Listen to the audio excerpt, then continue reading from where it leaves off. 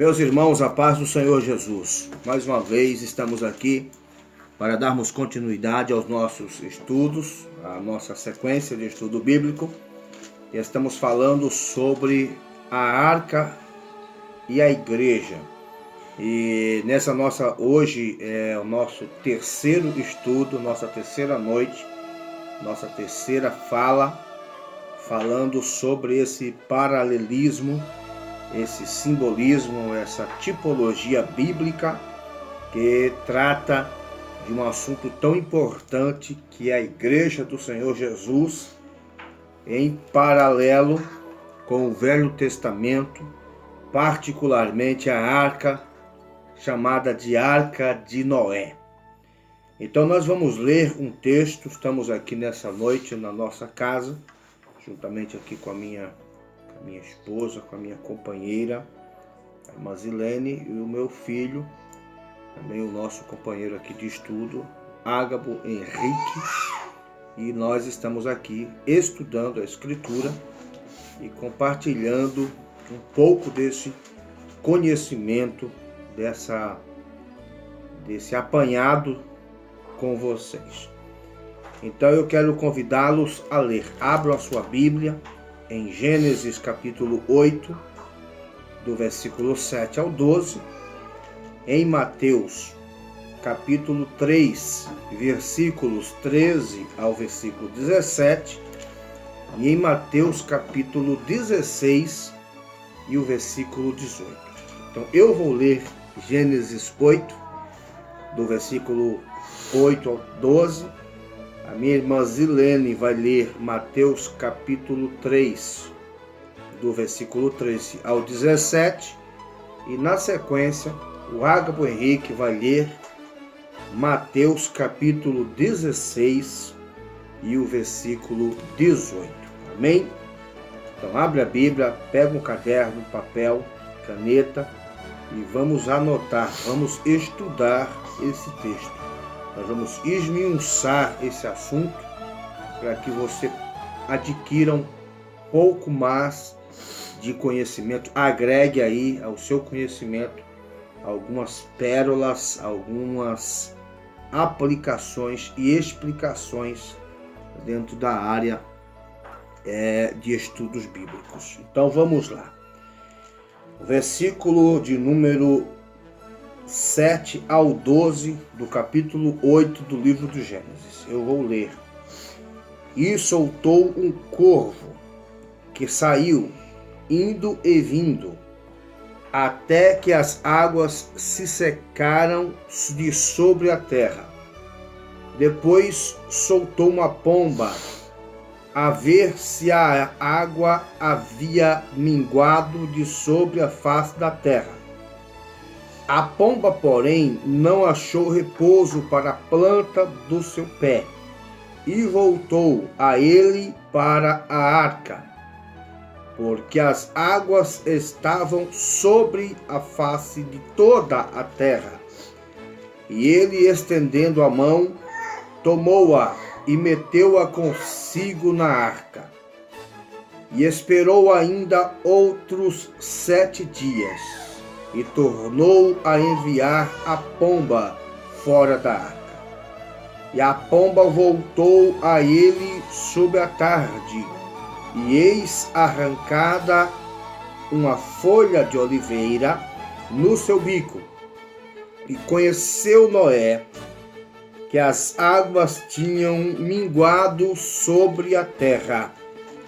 Então esperou mais outros 7 dias, e enviou fora a pomba, mas esta não mais tornou a ele. Amém. A irmã Zilene vai ler Mateus, capítulo 3, do versículo 13 ao 17, e nós vamos começar com com o nosso estudo nessa noite. Irmã Zilene, por favor. Então veio Jesus da Galiléia ter com João, junto do Jordão, para ser batizado por ele. Mas João opunha-lhe, dizendo: Eu careço ser batizado por ti, e vens tu a mim? Jesus, porém, respondendo, disse-lhe: Deixa por agora, porque assim nos convém cumprir toda a justiça. Então ele o permitiu. E sendo Jesus batizado, saiu logo da água, e eis que lhe abriram os céus, e viu o Espírito de Deus descendo como pomba e vindo sobre ele. E eis que uma voz dos céus dizia: Este é o meu Filho amado, em quem comprazo. Amém? Então, queridos, Ágabo, por favor, Mateus 16, versículo 18 aí, por favor.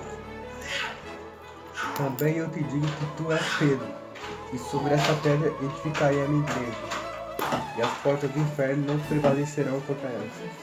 Amém. Graças a Deus por toda essa iniciativa. Quero agradecer a Deus, louvar a Deus pela participação aqui da minha família, me ajudar nesse projeto. Nós temos aí um projeto chamado Estudando Teologia em Casa. E nós estamos aqui preparando essas aulas, essas particularidades. E eu conto com a ajuda aqui da minha família, que é muito importante. E isso nós queremos estar compartilhando com nossos irmãos na nossa página no Facebook. E que Deus permita que essa nossa iniciativa sirva de exemplo para algumas famílias que, assim como a minha, carecem da presença de Deus no seu lar. Então eu quero nessa noite começar aqui, juntamente com a irmã Zilene e com o irmão Ágabo, que estão comigo nesse estudo, dizendo para todos os irmãos aí que nos acompanharão, que verão esse vídeo, que estarão somando no seu cabedal de conhecimento essa particularidade que é um pouco de tipologia, um pouco daquilo que o Senhor tem dado para nós. Então nós vamos lá, nós vamos discutir e aprender, e já estamos discutindo hoje na nossa terceira aula, sobre um paralelismo, sobre uma simbologia bíblica entre a igreja e a Arca de Noé. E hoje nós vamos falar sobre as manifestações do Espírito Santo. É preciso que nós pensemos o seguinte, que quando Deus preparou a arca, quando Noé construiu a arca, houve a intervenção do Espírito Santo. Para quê? Para que os animais selváticos e os animais conhecidos daquela época, eu fico às vezes pensando que a Arca de Noé difere na sua prática daquela arca que as pessoas pintam nos seus quadros e algumas pessoas têm em suas casas.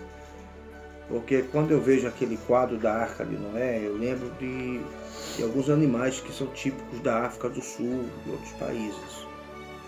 Mas, aquém dessa verdade, a gente precisa entender, eu quero dividir isso aqui com os meus colaboradores e com todos vocês, que o Espírito Santo ele sempre atuou na vida daquele homem, daquela mulher que toma a iniciativa de fazer alguma coisa em prol do reino de Deus. Eu disse aqui em outra aula que a arca é um tipo da igreja. Amém, irmão Ágabo? A arca é um tipo da igreja. Por que a arca é um tipo da igreja? Porque somente aquelas pessoas que estavam dentro da arca foram salvas do dilúvio. Somente aquelas pessoas que fazem parte da igreja serão salvas da condenação e da ira de Deus que virá sobre os mundos. Amém, irmã Zilene? Agora a gente temos aqui uma particularidade. Entendamos o seguinte. A arca na sua visão periférica e humana, ela representa a igreja, correto? Em todos os aspectos. Alguém pode dizer, mas de que igreja estamos falando? Nós estamos falando da igreja do Senhor Jesus. Estamos falando da igreja que o Senhor Jesus criou. E o irmão Ágabo leu, e eu vou pedir gentilmente que ele repita a leitura do versículo 18 de Mateus 16, para a gente ratificar essa verdade bíblica. Mateus 16, versículo 18. Lê, meu filho, por favor. Também eu te digo que tu és Pedro, e sobre essa pedra edificarei a minha igreja, e as portas do inferno não prevalecerão contra ela. Isso é uma verdade profética.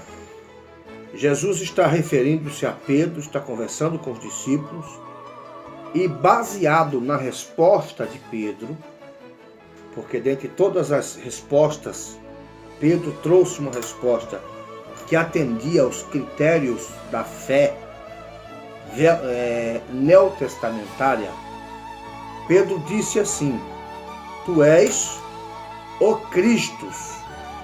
E todos nós que amamos a Escritura e estudamos a palavra de Deus, sabemos que a palavra Cristo, ela quer dizer ungido de Deus. Amém? Então, Jesus Cristo, ou seja, Jesus, aquele que é ungido. Então entendam que em cima dessa resposta de Pedro a Jesus, reconhecendo a Jesus como o ungido e sendo Pedro um judeu, a palavra o ungido tinha um poder e uma conotação messiânica. É como se Pedro, em hebraico, dissesse: tu és o nosso Messias, tu és aquele Messias. Ou, no grego, Christos, que quer dizer ungido.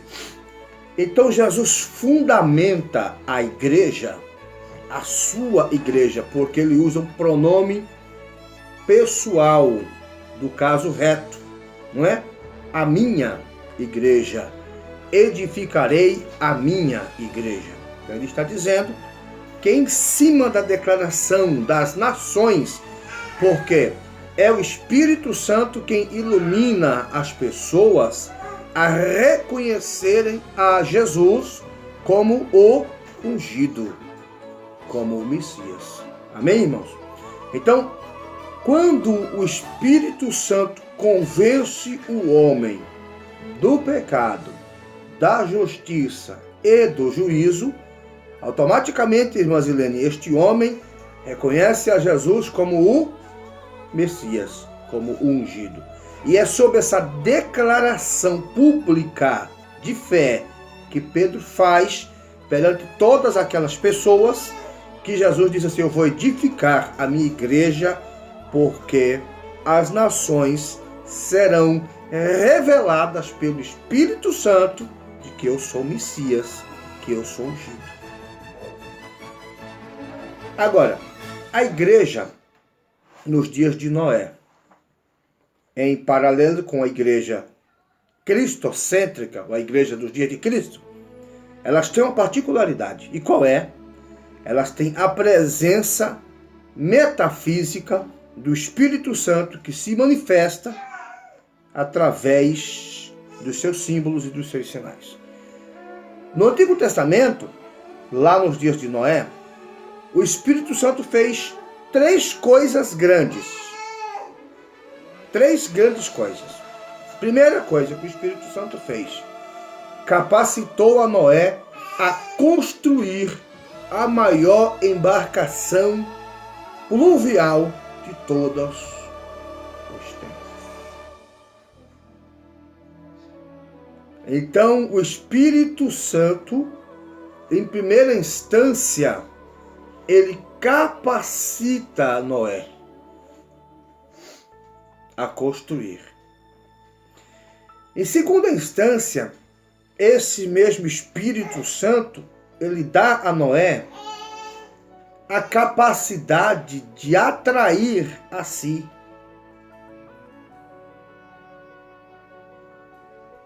A unção que vem do alto, a unção do Espírito Santo, é uma unção de graça e de favor, que atrai. Como os homens da época de Noé estavam com os corações endurecidos, Deus preservou a vida dos animais. Mas eu quero que você entenda que quem deu aos animais submissão para não só atenderem, mas se sujeitarem a Noé, foi o Espírito Santo. E este poder, e foi com este poder que Noé trouxe para dentro da arca todos aqueles animais. Agora é interessante, quando eu leio aqui no Gênesis, no capítulo 8, nós estamos só dando uma introdução ao que queremos falar. Eu não sei se vai dar, se é cômodo delongar muito este vídeo, mas eu quero falar sobre o versículo 8 e o 9 do Gênesis capítulo 8, quando fala que Noé soltou uma pomba. Eu falei anteriormente que Noé soltou um corvo, e o corvo era a presença metafísica do mal, que se alimentava do terror das carnes e dos cadáveres que boiavam sobre as águas oriundas do dilúvio. No versículo de número 8 diz que depois eles soltam a pomba. E a pomba vagueia por cima daquelas águas, mas não encontrando lugar para pôr a planta do pé, ela retorna para a arca.